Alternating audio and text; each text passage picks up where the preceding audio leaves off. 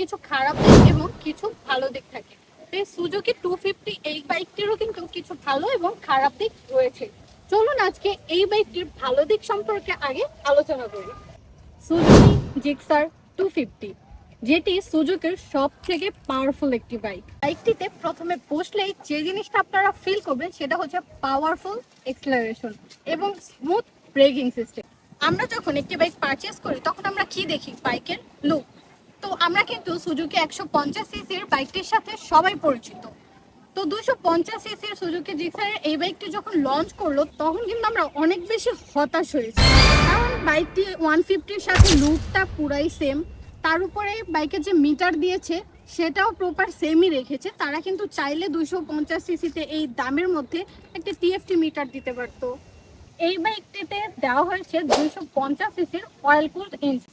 এই বাইকের ফ্রন্টে কিন্তু আপনারা পাচ্ছেন 110/70 সেকশনের টায়ার এবং রেয়ারে পাচ্ছেন 150/60 সেকশনের টায়ার, যার কারণে এই বাইকটির কন্ট্রোলিং পাবেন আরো বেশি স্মুথ এবং খুবই জোস একটা পারফরমেন্স।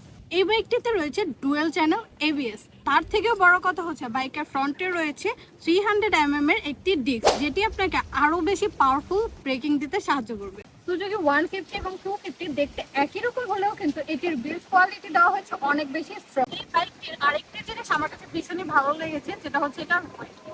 65 কেজি হবার কারণে বাইকটি মাটি কামড়ে চলে, যার কারণে কন্ট্রোলিংটা ভালোই পাওয়া যায়। সুজুকির একটা ইউনিভার্সাল প্রবলেম আছে, সেটা হচ্ছে ট্যাঙ্কে জং করা, যেটা এই বাইকের ক্ষেত্রেও হয়েছে।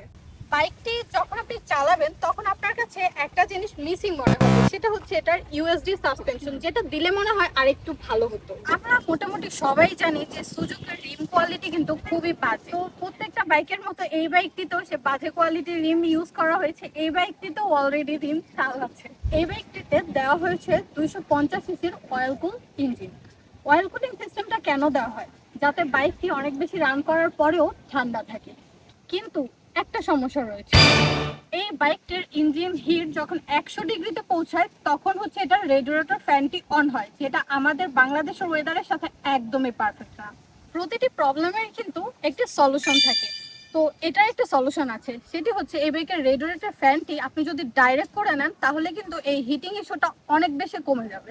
এই বাইকটির রান হয়েছে 27,000 কিলোমিটার। এখন পর্যন্ত কিন্তু এই বাইকের মাইলেজ আমরা পাচ্ছি 33 থেকে 35 পর্যন্ত।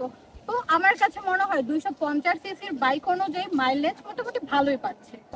তো এই বাইকের ডিটেলস ভিডিও আমি এখানেই শেষ করছি। পরবর্তী কোনো বাইকের ভিডিও যদি আপনারা চান তাহলে কমেন্ট করতে পারবেন এবং লাইক আর ফলো দিয়ে রাখুন।